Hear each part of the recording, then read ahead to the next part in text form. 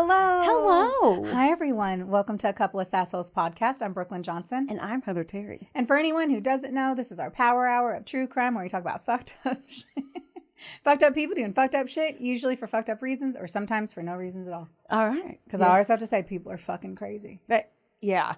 And this one, okay, I don't know if we have a lot of banter today because I think I'm just going to have to dive.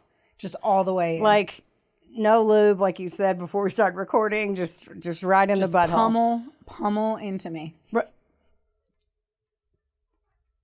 I know. Saying. Where do I go from here? Into your story. Into me. Just cut that out, and I want that isolated, and I'm going to sell it. Yeah. Just recording. It's just that's a fucking. That's her OnlyFans trailer. No, that's going to be every time my phone rings. What? I digress. I make that your ringtone. Yeah. Settle in and pay attention because I want your real opinion about this story. It's all over. It's all over because like once I'm done, I want to know what you think. Sadly, I give my real opinion all the time, even when it sucks. So True. I'm ready for it. Yeah. And like the whole time you're going to be like, I don't know. It's going to be hard. But anyways, I had never heard about this story. And then Hulu gives you those little notifications, right? So A Crime to Remember pops up.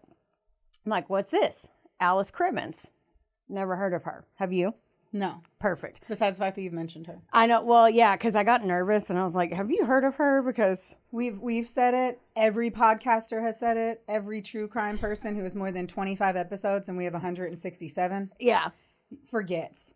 Yeah. There's just too many book reports. We've done too many book reports to remember the book reports we have done. I know. And I'm like, I think I just watched it and was like, I need to do that one. And then it went away out of my brain. And then it came back into my brain. Oh, I love that. This is about Alice Crimmins. My sources, that episode is actually episode 1, season 1 of A Crime to Remember. And it's free on Hulu.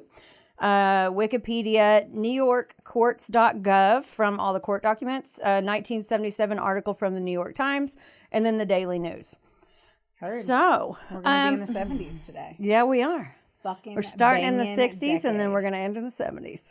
So, this woman has been called the Casey Anthony of the 60s. So that just to set the scene, I'm going to leave that up to you, and we're just going to go from there. Okay. 1965, Kew Gardens in Queens, New York. So this is a middle-class, conservative, very conservative neighborhood. And from what I read, the women stayed in the kitchen. The men went to work, did whatever they wanted. They would leave. Sometimes they would go have another apartment and go work during the week. Whatever they do, boys will be boys. And then you stay home, take care of the kids, little lady type of neighborhood is the vibe I got from everything. Got it. And the women judged other women. Like I'm sorry, did we stop doing that? Yeah. I am so sorry. I forgot that we say we uplift and really we attack. Yeah, so. Exactly. And I'm saying we very loosey-goosey. Yeah. I don't want it to seem like I'm like a fucking bully. Got to make sure people know. Yeah. Okay, so the females were supposed to get married, have kids, stay in the kitchen, and divorce was like a no-no. Like, their husbands do whatever they want, but you just have to smile and look cute. Do they make a lot of money and you get their credit card? I'm trying to see the pros here. Sometimes it was middle class, so yeah. I mean, as long as I'm not saying shit, but right. In that time frame, if you had the money and that was what you expected, then it was kind of like, okay. Yeah, they were I'll like, wear my cute dress. We get to drive in a nice car. I don't care that he has an apartment inside hose. Right. That's very not for me. Just saying. Very the vibe I got. And I was listening to something on the way here that after I got all this shit done, and they were saying like it's very Mad Men, which I've never seen. Oh, okay then. Okay. So does that help you? Because I remember you watched some of it or all of it. I only watched like 2 or 3 episodes. I'd quit smoking at the time, and all I do is rip cigs. So right. Yeah. So I've never seen the whole series. I should rewatch it, but being that I'm constantly fighting the nicotine demon on my shoulder, right? I still don't think I can watch it, or I'm gonna start fucking smoking in my house. Yeah, you're gonna walk in there and just a fucking picture's gonna fall down. You're gonna see a smoky square around it. Smoky square. Yeah, because I would like a smoky square. I'm done. I'm so sorry. I've been by myself for hours. She's like, hi, friends. Hours. I'm going to try so hard to shut the fuck up. All of a sudden, it's like, this is a 2-parter. Like, Okay. For ahead of their time, young women like Alice, she was super independent. Like, it was very frowned upon and talked about heavily. She had a cool name. She had to be. Alice Crimmins, man. I thought you said Atlas. Sorry. No. I literally thought you said Atlas, and I'm like, great fucking name. Fucking spectacular. It is a good name. Okay, Alice is not a rebel name. Carry on. She was married, but she was living separately from her husband Eddie. Ooh. Yeah, and I'm going to show you a picture of Alice real quick, and it's going to pop up right here. And normally I have that already up. Okay, this is Alice. So you can't see it because it's black and white. Great photo. And it'll pop up right here. But she was raised in a strict religious home. Premarital sex was a huge no-no. So it always is, guys. Don't be doing it. Yeah. So her only way to get out of the strict religious home was to get married very young, and that's what she did. Now Alice, you can't see it in that, but she has like teased up red hair. Like it's bright red. Like she dressed quote unquote provocatively, which is probably showing a calf back then. I don't know. Right, form-fitted clothing. Yeah, they're like, oh my God, she has breasts and you can tell. Like, you know, right? Yeah. So like her hair was teased. She was very pretty. By the time she reached her mid-20s, she had 2 kids, Eddie Jr., who was 4, and then Alice Marie, which went by Missy.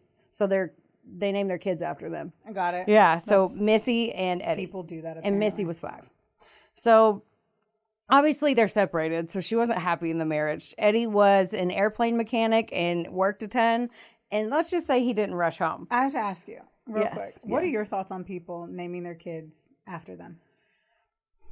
Considering my husband, I know it's like my husband and the whole side over there, his name is William George Terry III. And every time we fly, we buy things, it's like that 3 at the end gets him every time. Like just adding the Roman numerals every time. Like we got stopped at the airport. I'm intrigued. Like Travis's family line, they all did that, and then he did that with his kids and his ex-wife, and like, but they did middle names. Yeah. And same thing with like the name is James, and like I didn't realize that Travis's name was legally James until we lived together and the mail came in. Like I know he told me, I just. Right. Did not fucking think about it. You don't call him James. I don't call him James. He's Travis. So Jimmy Johnson. And that like his grandfather, you know, like I'm just, but they all went by different names. So like James, Jamie, Jimmy. I'm like, it's wild to me. This is I don't know. Eddie and Eddie. So here's a picture. It's pretty blurry of Eddie and the 2 kids. Like, apparently he was a decent dad and just a shitty husband, and they didn't need to be together, in my opinion. So they're super cute little kiddos. They are. So he would stay out late with his coworkers, drinking a ton, and basically doing whatever he wanted. I also read somewhere else that they said that he gained a lot of weight from this, and Alice was like, "What? Why are you?" Like, she kind of was like, "I'm not attracted to you anymore." That's a theory. That's intriguing. Hearsay, but basically he got a little puffy, and Alice wasn't feeling it. She's like, or she didn't feel him getting drunk and partying. Or that too, yeah. I'm like, he got a dad bod, or he's fucking other bitches. And that too. I'm pretty sure that was like the dad bod cherry on the top. You're like, and I'm not attracted to you anymore. Yeah. Let's add. Right. So Alice wanted more attention from her husband. He basically was going through the motions at the house. Like, hey, what's up? I'm going to bed. So that's why they were living separately. Now, I also want to point out that this is the beginning of the sexual revolution. So Alice was ahead of her time. By 1965, like I said, they weren't divorced on paper, but she was doing whatever she wanted. Like social politics and religion didn't let them get divorced, she thought. So Eddie had his own place, and Alice lived with the kids, and they were 4 and 5. June of 1965, the 2 parents were balls deep in a custody battle, and it was bad. Like, they were so toxic together, and I'll tell you why. Alice was living her life. She literally was like, okay, you don't want to pay attention to me? I don't really like you anyway. Fuck you. I'm going to go have sex with other guys. So... So she's like, watch this. Escalation station. Like, you stay out, I'll get drunk. We have literally scooted into escalation station. And I am here for it. I did that for you. I knew you hate it. No, I loved it. I loved every part of it. I love when you're a corn bag. I love it. It brought me joy. Good. Okay. So she's literally like, fuck you. I'll go have sex with other guys then. So, because if you're going to ignore me, I'm going to get attention elsewhere. And Eddie lost his shit. I wonder why. Right? He was like, okay, first of all, I don't want my kids to see that, which Agreed. proven. Number one, you shouldn't be doing it. Right. The whole thing is fucked up. Yeah. Oh. Like, all of it's fucked up. Oh, yeah. Like, I'm not promoting Alice in any way. I think she sucks. Right. Leave the marriage. They both suck. They both need to leave each other. Right. If he's not into it, then... Like, he's doing whatever the fuck. She apparently is doing whatever the fuck. He didn't want his kids around it, which I get. But part of it was he was jealous. He was infatuated, obsessed. The fact that he was about to lose her, then he flipped the script and was like, oh my God, I'm obsessed with you. And she's like, what? No. I was going to say, like, what do you mean? I was like, you just said that he was playing the emotions. Right. And then you're like, but he's upset. I'm like, what? Oh, the second This is what women wish would happen. That they would be like, hey, my husband's not paying any attention to me. I'm going to tell him whatever. And then he's going to be like, I'm obsessed with you again. Never knew it could happen. Well, she literally was like, I'm going to go fuck other guys in the neighborhood, and I don't care if you find out, is pretty much. So her reputation was just that. Back then, she was quoted like in several articles being called a tramp. She loved men and sex and didn't care. Who knew? She was like, I don't care if I'm separated. I want to fuck. That's what I'm going to do. Yeah. These days, honestly, from everything that I read, especially in the court stuff, I don't think people would bat an eye as long as they were divorced or they weren't together. Like she's agreed. Basically like a single lady living her life. Now I don't know specifics about how the kids were treated, but we'll get into that in a little bit. So, like I said, Alice was a hot redhead who was always done up with her hair and her makeup, and they always joked about her hair was teased to Jesus. She dressed provocatively. And neither one of them were saints. Okay, for example, one time Alice went to a party on a yacht and she left the kids with their maid. Like they had enough money where they had a maid, right? So she was like maid, not a nanny. Well, they used her as both. Okay. She was called. Sometimes they called her babysitter, and then in everything I read, they called her a maid. So I just went that. I didn't know if she was like, "Hey, you're doing the dishes. Can you also watch the kids real quick? I'm gonna let bounce." Right. Like I needed to understand that it was a qualified person. Right. Yeah. So she doesn't leave money or anything. She's like, I'll just be gone for a little bit. I'm going to this party on the yacht with my friend Tony Grace. It's like, I'm going to go to Tony Grace's. Tony. I'm going to go to Tony. Tony. I'm going to go to Tony's yacht, right? Well, 2 days later, the maid calls Eddie and is like, where the fuck is Alice? She never came home. I have to leave. I've been here for 2 days. Like, I have no money. Like, she didn't leave me any cash. What the fuck? Alice says that they locked her in, like they're partying in the marina or whatever, and her and one of the guy's girlfriends, they locked her in the room and then sailed off for a few days. And then she didn't, I mean, the 60s. So who knows? Honestly, at this point, I don't know. It looks fishy, but I don't know. That sounds like the biggest pile of bullshit. Agreed.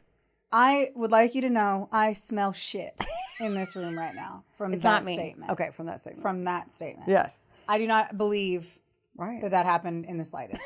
Not in the fucking slightest. Yeah, I don't either. I even wrote... she is a shit mom, and we're getting comments on her shit momness. Yeah. She is very selfish. Yeah, and then they said that he jokingly went out to sea for 2 days. The fuck? The fuck? Nope. Yeah. No one's going to do that. That is not... No. That's not a thing. Not unless you're... Yeah, no. That's not a thing. So, like I said, Eddie was obsessed. So, obsessed with her after their separation. He would watch the house to see, like, who's going in there. He, like, obsessively watch it. He followed her around town. Drinking game. Obsessed. Yes. That's the word. Or allegedly. Because I'll probably say that a lot. You have not even bathed in that yet, but you have sprinkled the holy water of the holy waddle. Dude, shut the fuck up. Let me be. I'm doing the best I can. Yes, that's right. So he followed her around town. He would go by her house. He bugged the apartment. When I say bugged the apartment, I didn't even fucking know you could do that back then. I was going to say. But you could, and he did. Guess what else he did? He sometimes would even sneak into the basement right below Alice's bedroom and listen to her. Fuck dudes. Yes. Like, okay, usually he just listened like a perv, in my opinion. But one time, he couldn't take it anymore, and he busted in the room screaming at the dude and her, and the guy ran out naked to his car.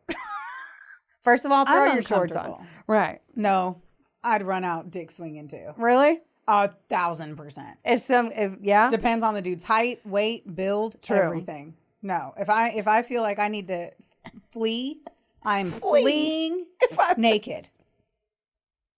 Or, whatever my current status is at the time. If I need to flee. flee. I just hold my boobs. Those things hurt when you run. I can't even walk down the stairs without a bra on without having to hold those fucking bowling balls. Oh, God. Yeah. Yeah. So I'd just be holding my tits running from whoever it is. Holding them pumpkins. Hold them pumpkins. Hold them. Okay. Alice thought she was a better parent, and some thought either Eddie wanted them back, like the kids back, or he just wanted them back so he could get back with Alice. So, like, some people, there was a lot Alice thought that she was a better parent having guys in and out of her house, leaving her kids for 2 days with maids and stuff. Right. Delulus. So they think that he fought for custody just so she would come home to him. That's now sweet on the morning. On the morning of June 14th, 1965, Alice went to get the kids up and both of their beds were empty. She freaked out and she calls Eddie and she's like, "Okay, stop playing with me. You have the kids, right? Tell me you have them. Tell me you have them." And he's like, "No, I don't have them." And she's pleading, saying, "Don't do this to me. Tell me you have them," like panicking. And he's like, "Go check outside and I'm going to come over." Because apparently the kids had snuck out before out the window. Whoa. Yeah. How old are they? 4 and 5. Are you fucking kidding me? Nope. Is that the year they invented the child locks on windows? Like, shit. I'll get to that part too. So apparently the kids had snuck out before out the window and they were found one time in the winter in their pajamas just hanging out by a neighbor's house. The neighbor was like, "Your kids were in my yard." So in the winter in Queens. So when she couldn't find them anywhere, she called the police at 9:44 a.m. Investigators came out, and then one man named Jerry Peering was the lead investigator. Now, Jerry Bear got there, and he was like, "Oh, she did it." Like, took him 30 seconds. He said Alice wasn't, quote unquote, acting the way he thought a worried mother should act. She looked great. Her hair and makeup was fully done and that sort of thing. Now, I will say that when she was younger, she had horrible acne and was kind of like, quote unquote, the ugly duckling or something. So she kind of had insecure. I'm not defending her. I'm just saying what I read. She always was done up because it was like her security She didn't blanket. wake up in the morning with her makeup on. Right. A mother who was concerned would be crying. I thought I lost my wedding ring for 12 minutes and almost died of a heart attack. Right. I was ugly face crying. I was breathing hard over a piece of jewelry. Right. Understood it was my wedding ring. And I've only been married a year and some months, so probably not a good idea to lose that early in it, but I found it. Anyway, everything's fine. But the fact that she stopped to get ready is the same thing as fucking Jodi Arias asking to put her makeup on when she got arrested. Right. Because she was guilty. Right. So that is like the biggest red flag you could provide to me. Oh, sure. And I agree. Wonderboy Media is not only the proud producer of this glorious magic imploring your ear holes right now, but they're also a big deal. Get in touch with them today to make all of your dreams a freaking reality. From using their bangin' ass podcast studio, where we are right now, to creating amazing videos and editing our content like the mystical mavericks they are. Your podcast can go further when you have a Wonder Boy. Hit up Drew today at WBOYmedia.com. Or text him day or night at 270. Just kidding. Does your face look like a mugshot lately? Then it is officially time for you to visit Hetef Aesthetics in Owensboro, Kentucky or Nashville, Tennessee. That's right. Go see our girl Amber Teasley and her team because they'll have your face and your skin look like a damn filter. And their staff is absolutely amazing. It's like a mini Botox party, which personally is my favorite. You leave looking fresher and you don't have a hangover. Another good thing is that if you go in there and you tell them that a couple of sassholes sent you, you get 15% off of everything. That's unbelievable. So if you have been considering getting that glow up and making that ex jealous, it's time. He instantly was like, "Yeah, I don't trust you and I don't like you." He saw, this one is really going to throw you over. He saw a hook and eye latch on the outside of the kid's bedroom door. And that's one of those ones where it goes like that, like, you know what I'm saying? Yeah. It was on the outside, not the inside, to lock them in the room. On the outside of the house? The window. Their door. Their bedroom door. Oh, fuck. Their bedroom door. So Alice was like, "Oh, that's to keep little Eddie from sneaking out in the middle of the night and he would apparently like ransack the kitchen. So, I mean, they did sneak out the window, but either way, like, I think there's a better way to keep your kid Jess, in the room.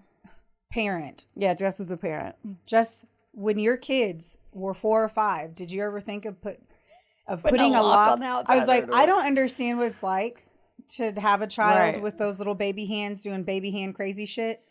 There's no scenario that you were like, I should put a lock to lock them into their bedrooms because they get out so much in the middle of the night. Well, Okay, I want everyone to know. Jess said no. yeah. But I would like everyone to understand in the meeting minutes to reflect that Yes. Jess said, no, I never once ever considered locking my children in their bedroom. Yeah, no that one matter I was what. like, I needed input. yeah. Thank you. Thank you, subject matter expert.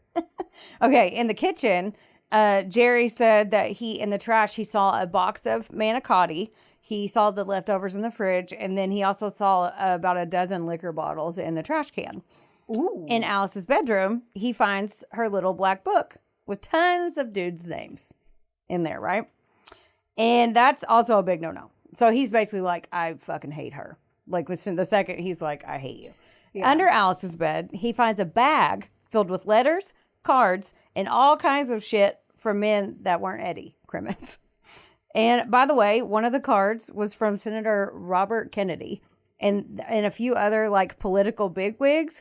And her nickname was Rusty. They called her Rusty because of her red hair. Yeah. So like, yeah. Oh my God. I know. I had to just sprinkle that in. Oh my So God. Jerry tells his partner, he's like, all right, you take Eddie and I'll take the bitch. And that's what he said right off the jump. You take him, I'll take the bitch. And I'm like, oof.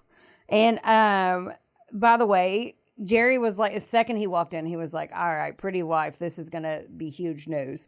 And he was looking to get a promotion. So he's like, this is my ticket to get my promotion. Like he sunk his teeth all the way in it. So he didn't want to like solve the crime. He He was just trying to get promoted. They mainly said that he based everything and got tunnel vision on her the second that he met her, and I'll explain a little bit more about it. But like he was like, this is gonna make headlines. She's pretty. These are kids. Like, yeah, but I hear you on that one. But I feel like every like true crime cop show I've ever watched, all it does is mean that there's which you're right. I totally get the tunnel vision. We've fucking seen it 1,000 fucking times. Oh, you'll see it. But rolling. like, Yeah.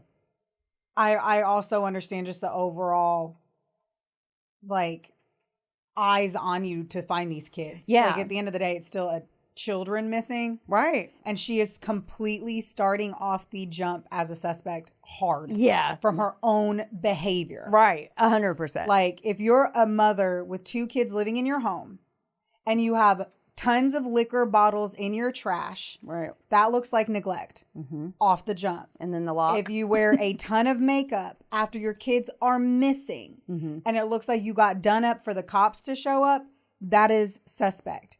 You have a lock on the kids' doors. You also have a fuck book of people you fuck. And then you have a bag of fuck toys and fucking awards for your fuckery in underneath your bed. I'm just saying Rusty's trophies. Yes, I am not going to blame the cop on this one because it would have taken everything inside of me to not tunnel vision as well. Right. Or investigate her exceptionally hard. Yes, agreed.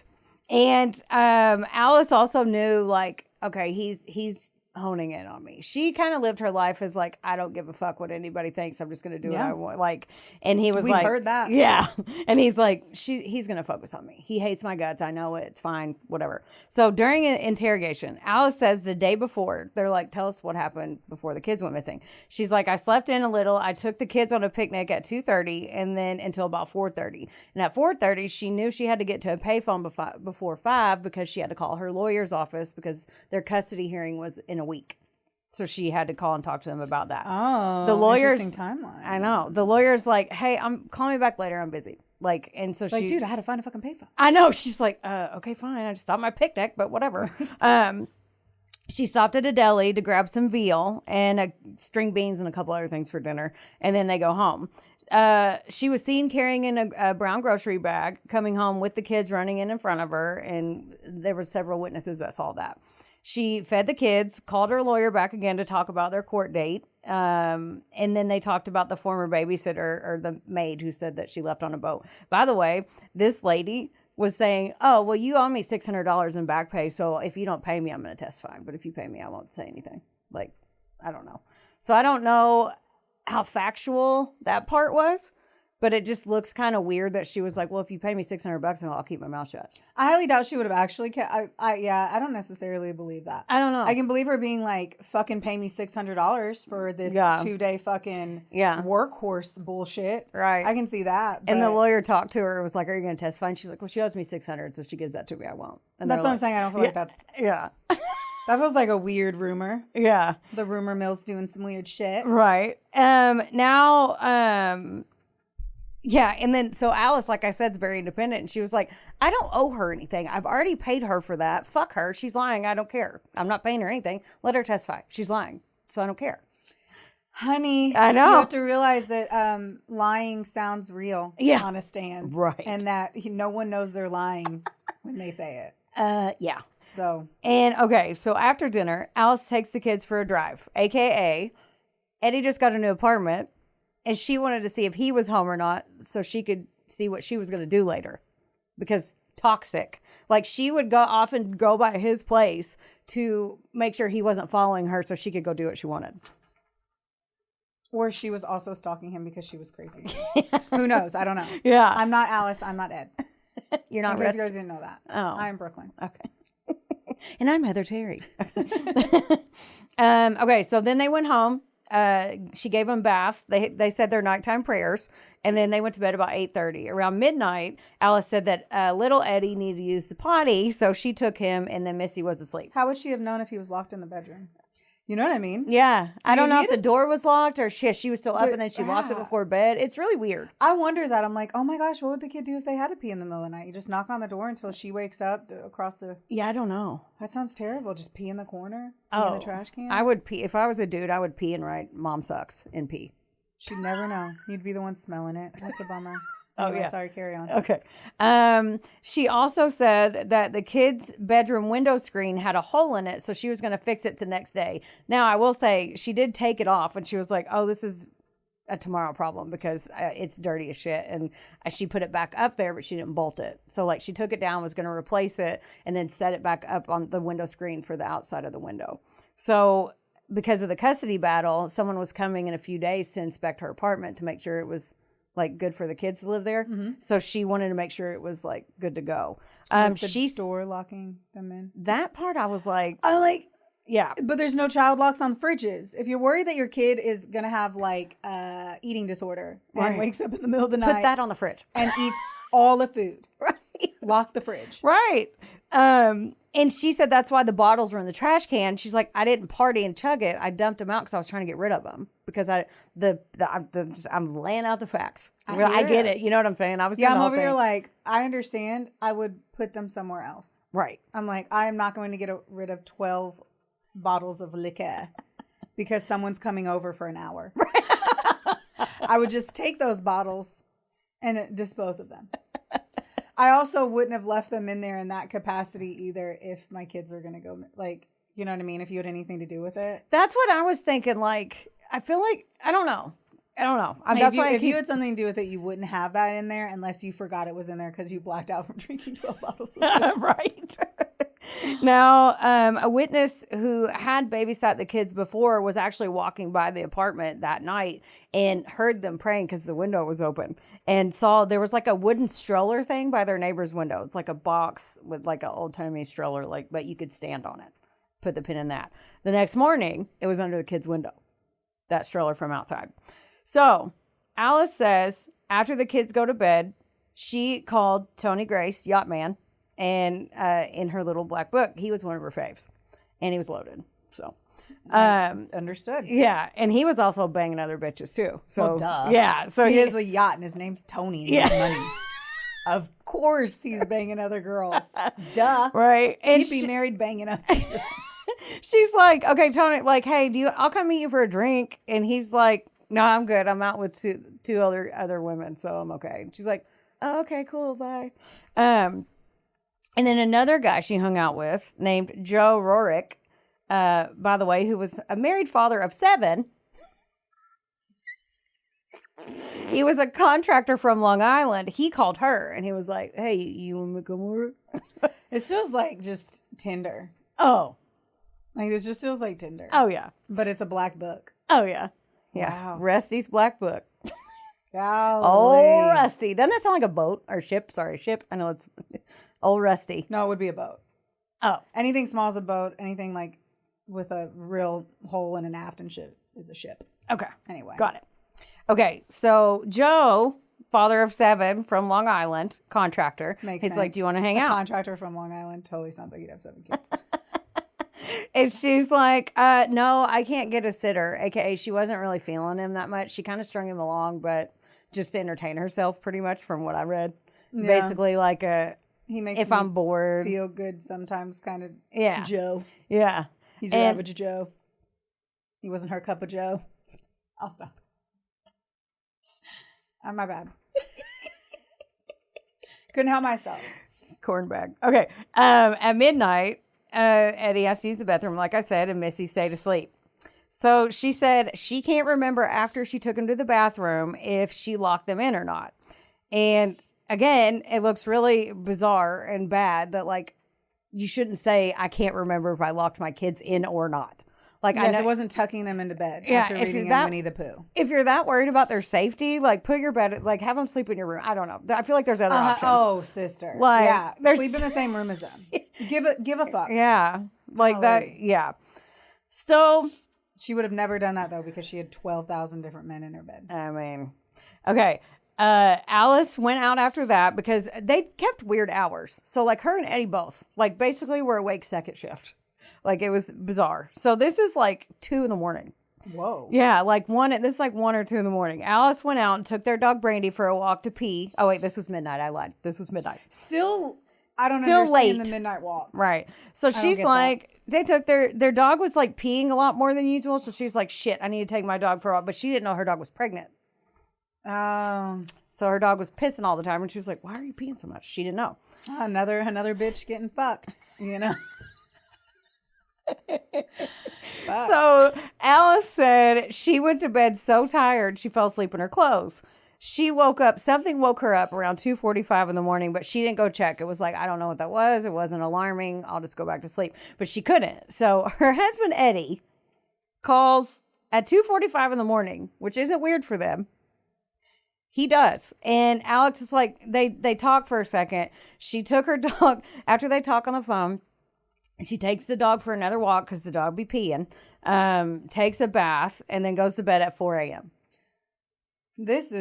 I am so sleepy from you saying all of this. I'm like, the thought. If I had to go take Theo For a walk. for a walk at midnight And then again at 3 a.m. and take a mid-morning bath, I know. golly, the thought of running the bath and laying in it is too tiring. I'd fall asleep. Oh my jeez. Yeah. So, and quite often I did read that she sometimes would sleep in and the kids would wake up before her, but they were locked in. So again, not a stellar mom. Yeah, because you were like, yeah, so I slept in that day. Then we went for lunch or went to picnic at 2:30. I'm like, what is sleeping in? And you're right, because if a kid's going to bed at 8:30 and you're going to bed at 4 a.m., the kid is already up. Yeah. So Like, you know that kid is up around 4 a.m., 5 a.m. Right. because they're fucking banshees, right? Yeah. From what I hear. I don't know. From what I hear, 4 and 5-year-olds are up early. I don't know. Yes. But the thing about that is too, like, I never read if like their maid came and let them out or like from Let them out like a puppy. I know, and that's stupid. It's so sad. I hate it. Okay. So Jerry is like, you fucking did this. You're trash. Like Detective Jerry. He's like, no. Now Eddie, the ex, this is what he did that day. He played golf the day before his children went missing, had some beers at the clubhouse, then did a drive-by of Joe's house to see if Alice's car was there, which she wasn't because he apparently knew about Joe, Long Island dad. And then Eddie goes and gets pizza. Then he goes and gets some gin and tonics, which everyone was like, he normally drinks beer. I'm like, I'll have a beer every now and then, but I don't drink them. You know what I mean? Like, yeah. Like, stupid. don't be holding everything onto what fucking bevy I had that day. Right. And then they said he was extra chatty. So I guess he went to a bar he normally goes to, but he was like extra chatty to the Yeah, bartender. because he was drinking And gin I'm like, instead of beer. That's what I thought. It's like you're licked up more. Right. Sometimes the beer don't hit. You got to get the hard liquor. And then it makes your lips slicker and you talk even more. So that's what happened. Did you get reincarnated to like a dad? It's possible. It's possible. Okay. So like I said, some people think it was him trying to get an alibi. Who knows? He leaves around 2:45 a.m., drives by Alice's house. Some people say that it could have been him outside the kid's window because there was a man reportedly outside of the kid's window. But again, who knows? Eddie said that the lights were on, so he went home and called her. He was like, well, he drove by. He said he didn't get out of the car, but we don't know. Mm-hmm. And the lights were on. So he's like, oh, the bitch is up. Let me call her. So he calls her, and then he said he fell asleep about 4 a.m. How'd he call her? He went home. Oh, so he saw her light on, then drove home and assumed she was still awake instead of like taking a wee. Taking a wee. I'm just asking. It's an awfully saucy thought that I'm like awake. I don't know. Them and their freaking vampire hours. I know. Now they did an investigation of the apartment while they were questioning him at the station. They did not process the scene well at all. Like, at all. They didn't hardly take any pictures. The photographer was basically just like, no one's telling him what to take. So he took like 5. Like, he didn't know what to take. 2 children are missing. And he's like, I took these 3. Like, fucking idiot. Yeah. And evidence wasn't collected at all. It was terrible. They didn't even dust for prints outside the kid's window. Like, or anywhere. So they didn't try. Just their room. They didn't try at all. Because who was in charge? That's why I was saying, like, but if he wanted to prove it. If he wanted to prove it, he should have worked harder. That's what I'm saying. I was exactly. like, if you thought it was her, she would very much know how to break in from the outside and make it look like the outside. Yeah. They didn't take any prints anywhere from inside their room. And remember that box stroller thing I was talking about by the neighbors? It was moved right under the kid's window the next morning, and they didn't dust it. They didn't take it. So, like, someone had moved that thing under their window where you could literally step up and get into it, and they didn't even dust it for any. They didn't look at it. So they did not do their job at all. Basically. They did not do their job. Right. The cops came in and decided to say whether or not the interior design of the kid's bedroom was up to par. Right, pretty much. They did find one mysterious fingerprint in the kid's room, but it didn't belong to any of the family members. So that would be mysterious if you hadn't dusted the fucking window. Could have been the same one as the window. Right. Fucking people, man. So then Detective Jerry, he's like, hey, Alice, like, I got something to show you. Like, he's interrogated her for hours. He's like, I have something to show you. I need you to come with me. And she's like, okay, what are you showing me? This man drives up, gets her out of the car, walks her up to her lifeless child's body, Missy. He doesn't tell her. He doesn't say where he's going. He takes this woman. Did he even tell them that we found the kids? Nope. Just says, kept the dead. I have to show you something. So interviewed her in a room for hours with the dead bodies already found. They found him while he was in there, and he was like, I got to show you something after they write him a note. Okay, so I have to tell you this. So sorry. Okay, it's okay. That movie that I told you I watched, Dangerous Kiss or something, or it's either Dangerous Kiss or True Crime. I don't fucking know. I like it anyway. It's Alicia Silverstone. Back in that time frame, I was actually like early 80s maybe. Mm-hmm. I don't know. They literally take her as a teenage girl to a crime scene and show her a dead body. So I need you to know that was a tactic they had. They literally awful. Yeah, a body had been found. She was trying to figure out who the guy was, and the cop was friends with her, and she was like being a fucking nosy ass kid. Yeah, and he literally woke her up and pulled her and showed her a dead body of a girl. No. Yep. So I saw that and was like, yeah, right. And now you telling me that, I'm like, it's so weird that I just watched that movie this weekend and you say that. Yeah. And didn't tell, like, she still, at the end of the day. Didn't tell that girl either. He goes, I have something to show you. Yeah. And did the same shit. And at the end of the day, regardless if you think she did it or not, it's still her child. Right. And you don't say, we found them. I'm so sorry. She's passed away. You're like, let me show you something. Like, they're going to drive by a fucking billboard. And then you walk her out. And this is in front of other policemen and reporters. So those people were already there, and then they wanted to see her reaction. Hey, look at us in different outfits. Ooh, surprise. And you know what the surprise is? That this episode is now a 2-parter because Heather kept talking. I'm long-winded. You are long-winded, and that was a long-winded story. So we're going to have to do a two-parter, you guys. Tune in. Get excited to hear her continue to talk. That's right. As I do every time she talks. She loves it. Exciting. Okay, yeah, we love you. Keep listening. We love you. Okay, bye. Bye. This episode was sponsored, edited, and produced by Wonderboy Media. Get the deets at WBOYmedia.com to see how you can make your podcast dreams a reality. Help us out and be sure to rate, review, and subscribe wherever you listen to our audio project. Don't forget, follow us on Facebook, Instagram, and TikTok at, of course, A Couple of Sassholes. Want more sass? Become a member of our Patreon for bonus content, merch, and more. Plus, we're on Cameo now, so there's even more ways to get the sass you need just how you like it. As always, don't get mad. Get sassy. Theodore, can I pet that dog?